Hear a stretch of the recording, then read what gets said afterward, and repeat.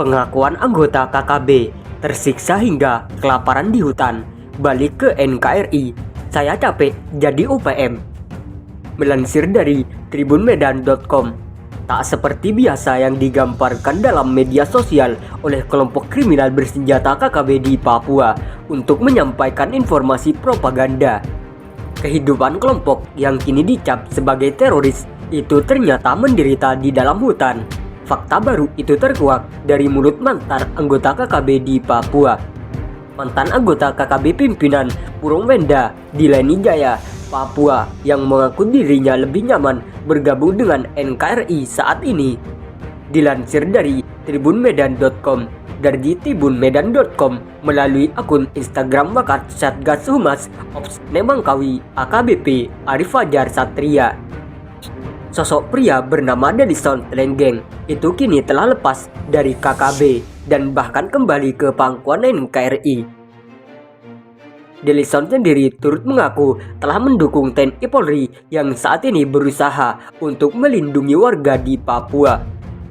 Dirinya memberikan buka-bukaan selama masih menjadi anggota KKB. Ia mengatakan lelah menjadi anggota KKB cukup lama. Namun banyak kesulitan yang dirinya rasakan ketika bergabung dengan KKB di Papua. Dirinya mengaku tak cuma sulit makan, dirinya juga tak bisa ke pemukiman dan hanya bisa berdiam di hutan terus. Saya capek menjadi UPM, susah cari makan, hanya bisa tinggal di gunung, tidak bisa masuk kota, katanya saat ditanyai oleh seorang anggota polisi. Hanya bisa membuat keresahan di masyarakat, lanjutnya. Ia juga mengaku kelompoknya di KKB saat ini hanya memiliki makanan yang sedikit. Hal itu sampai membuat anggota KKB terkadang tidak bisa makan apapun. Makan sedikit, lapar. Sekarang saya sudah lepaskan UPM, saya senang kembali ke NKRI, ujarnya. Sebelumnya, anggota KKB menyerahkan diri ke NKRI pernah terjadi pada Kamis 15 April 2021 lalu. Dua anggota kelompok kriminal bersenjata KKB di Kabupaten Leni Jaya, Papua menyerahkan diri. Disampaikan oleh Kapolda Papua, Irjen Matus Devakri, tak cuma menyerahkan diri, kedua anggota KKB yang kini ke pangkuan NKRI itu juga menyerahkan satu pucuk senjata api jenis revolver kepada aparat. Penyerahan senjata itu merupakan satu syarat supaya keduanya dapat kembali ke tengah masyarakat. Kalau dia mau kembali ke masyarakat, syaratnya senjata harus dikembalikan, akan ada pengampunan dan harapannya dia mengajak teman-teman yang lain kembali ke masyarakat, kata Kapolda. Fakiri juga menjelaskan dua anggota KKB itu juga sebelumnya tergabung dalam kelompok pimpinan Purwenda yang bermarkas di Kabupaten Leni Jaya. Menurut dua anggota KKB itu juga tidak memiliki posisi strategis di kelompok mereka. Di satu sisi, KKB yang dipimpin oleh Purwenda dan Enden Wanimbo sudah sangat pasif. Kalau kita lihat mereka bukan siapa-siapa, karena kalau lihat dari kelompok Purwenda dan Enden Wanimbo itu sudah kita tangkap dan sedang menjalani hukuman.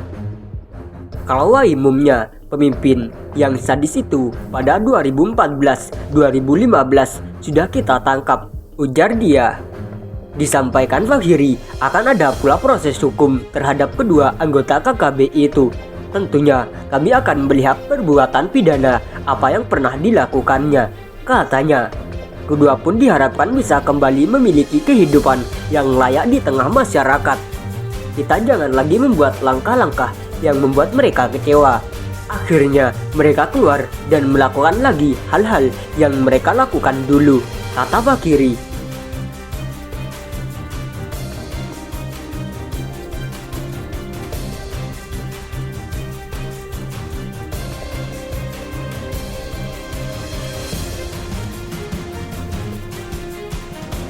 KKB Papua serang Camp Mining 81 di Pegunungan Bintang, satu warga tewas. FIFA Nasional, kelompok kriminal bersenjata KKB melakukan penyerangan dan pembakaran terhadap Camp Mining 81 Kampung KW, Distrik Awimbon, Kabupaten Pegunungan Bintang, Papua.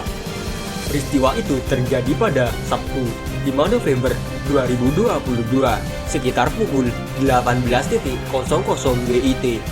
Kepala Bidang Humas Polda Papua, Kombes Pol Ders Ahmad Mustafa Kamal membenarkan kejadian tersebut. Tadi malam sekira pukul 18.00 WIT, kami mendapat laporan bahwa telah terjadi penyerangan dan pembakaran oleh kelompok kriminal bersenjata KKB di Kampung KW, Kabupaten Pegunungan Bintang. Ucap Kamal saat dihubungi via WhatsApp pada Minggu 6 November 2022. Dijelaskannya bahwa pelaku adalah kelompok bocor Sebolim dari Yakuhimo, lokasi TKP bersebelahan dengan TKP sebelumnya yang mana salah satu pekerja dipenggal kepalanya. Pelaku yang melakukan pembakaran tersebut adalah kelompok bocor Sebolim dari Yakuhimo dan lokasi tempat kejadian perkara bersebelahan dengan TKP sebelumnya yang mana salah satu penambang dipenggal kepalanya, ungkap Kombes Kamal. Lebih lanjut, Kamal mengatakan bahwa dari kejadian tersebut terdapat satu korban jiwa bernama Rolmo Aldus Toino. Korban mengalami luka sebetan tajam pada pergelangan tangan hingga putus dan menyebabkan korban kehabisan darah, jelas Kombes Kamal. Sementara untuk korban meninggal dunia, kata Kamal, saat ini sudah dievakuasi ke Tanah Merah, Kabupaten Boven di Goil. Saat ini korban dan saksi-saksi dievakuasi ke Tanah Merah, Kabupaten Boven di Goil. Selanjutnya, para saksi akan dimintai keterangan, ujarnya. Kamal menerangkan, saat ini situasi di Kabupaten Pegunungan Bintang relatif aman dan kondusif. Situasi di Kampung KW, Kabupaten Pegunungan Bintang relatif aman dan kondusif. Personel gabungan terus meningkatkan penjagaan dan patroli tutupnya.